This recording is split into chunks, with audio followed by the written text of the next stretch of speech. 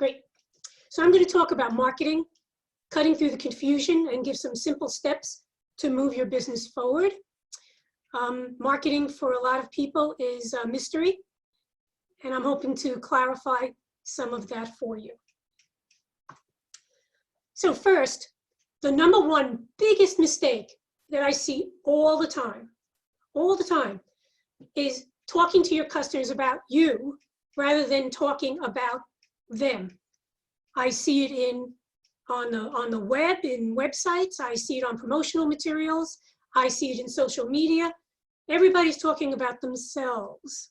And really that's the one biggest mistake you can possibly make. You want to talk about your customers. It's all about them. What do they want? What are their needs?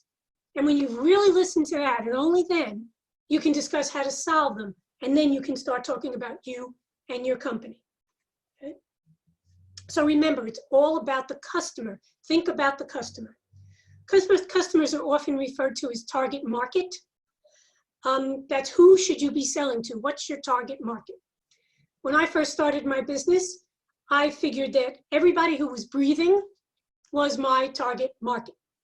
And it took me a few years to figure out that's not true. And it's not good because you're marketing yourself to people who really are not right for your product. Maybe you're trying to sell to people who have no money. It's just really, really important to figure out who you are selling to. You'll have a much better success rate if you really narrow that down. Play to your strengths. Figure out what they are. If you have customers, talk to them. Talk to your associates. Ask them about it. They'll give you good feedback and let you know what your strengths are. And dig deep. Keep asking why. So you ask a friend or a client, what do you think about my business? What am I doing good? Why do you like doing business with me? Oh, because I like you. Well, why? Keep asking why. Dig deep. Get to some words that you can use in your promotional materials and online that really describe you. There really are three buckets in marketing, right? In brand positioning. Only three. It's a three-legged stool. There's three things, no more, no less. And you can have two of them, but not all three. So the three elements of marketing are quality, service, and price. Everything really falls into one of those buckets. So an example of quality would be like Mercedes-Benz or Apple Computer. You know you're getting great quality. That's why you're working with them. Dell computers, on the other hand, I put a question mark there. Are they really good quality? Are they different than HP? I don't really know. So they really, while I think they position themselves on quality, I don't really think they're doing a good job. You think they're good quality, but you're really not sure. The second one is Nordstrom, all about service. All about service. I think it's Nordstrom also. You can return anything, anytime, no matter what. I don't even think they care if you bought it there or not. I put Mercedes here as well because they also excel on service, right? You go to have your Mercedes repaired. You're going to sit in a really fancy waiting room. It's going to have TVs, pool tables, sodas, coffee, comfy chairs. They're going to be real nice to you. It's all about service. And I think that Amazon is a particularly interesting model for service because that's really all they have. None of the products are theirs, right? You don't know if the quality is good or not because it's not coming from them. It's all about service. You buy their products anyway because even if you don't like them, it's easy to return them. All about the service. And the third bucket is going to be price. So I put Hyundai in there, right? Or maybe it's a Kia or a Toyota. You're getting really good value for your money, right? It's not like a Mercedes though. You're going to be treated a certain way. You have certain expectations of what's going to happen. And you're probably shopping there because you know you're going to get good value. Marshall's is all about money, right? You're going to stand there and dig through rows and rows of clothing to find the bargain you're looking for. And as an ex-printer, I like to use Vistaprint as an example of a price element in marketing. All about the price. There is no service. You get your product, you don't like it, tough noogies. It's not easy to return it. There's no one to talk to. It's really a problem. And really, that's what I built my printing business on. It was all built about quality and service, not about price.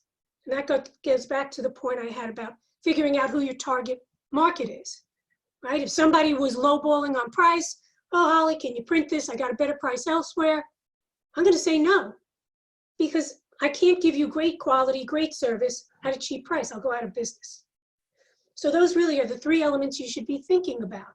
Figure out which one or two you want to focus on. And with a steady laser beam of light, focus on that. Talk about it all the time. Make sure you're talking about that in your promotional materials and your marketing materials, and stick to your guns. Okay? Now let's talk about marketing a little bit. You don't need a huge budget. People think, oh my God, I have to have this huge budget to do marketing. Not so. There's lots of tools in the marketing toolbox. There's email, there's social media, there's direct mail, there's PR, there's telemarketing, cold calling, advertising. There's all this stuff. My recommendation to my clients is to just pick a couple of things and do it. Don't try and do everything. Pick 2 or 3 things and just do it. Figure it out. If you don't know how to do it, hire somebody, right? There's no point trying to figure out how to be an expert at something you really don't know anything about. It winds up costing more money in the long run because you have to figure it out, learn how to do it, make mistakes, hire somebody who knows what they're doing, okay? One relatively, and I underscore relatively, low budget form of marketing is networking, and it's one of my favorites. I've really grown my business based on networking.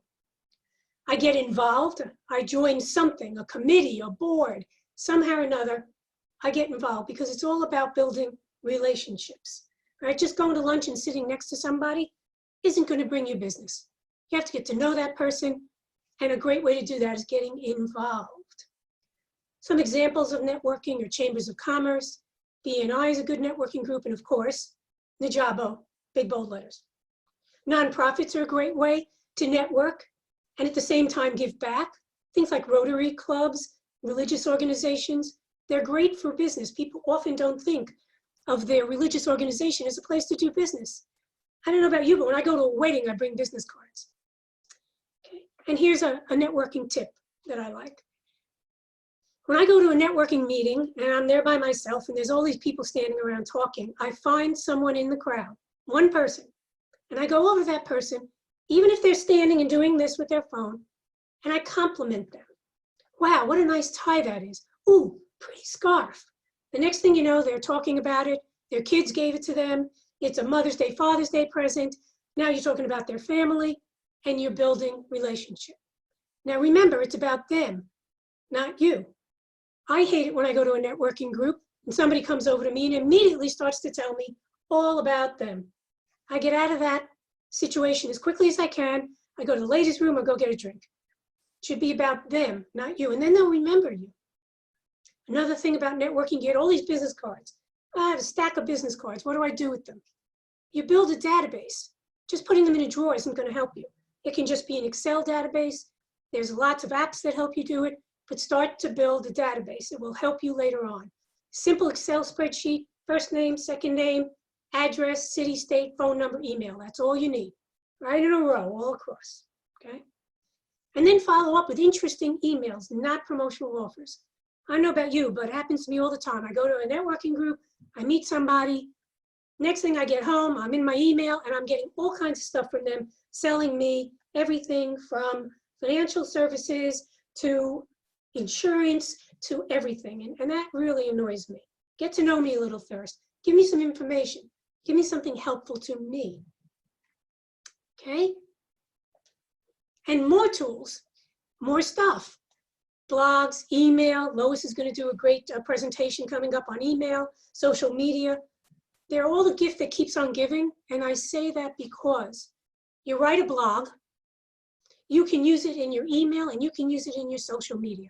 Write an email, make it a blog, use it in your social media. Use everything that you do in all 3 media. Direct mail, everybody thinks direct mail is dead. It is absolutely not. It's getting the best return rates it's ever gotten because people aren't doing it so much anymore, so it stands out. The problem with direct mail is it is a little more pricey. You've got postage to pay, there's printing included, so it's more pricey, but it has a good return if you do it right. The tip there, is the message is more important than the design. So you want to do a direct mail piece, you want to do a postcard, a letter, mailing thing, whatever, go to your designer.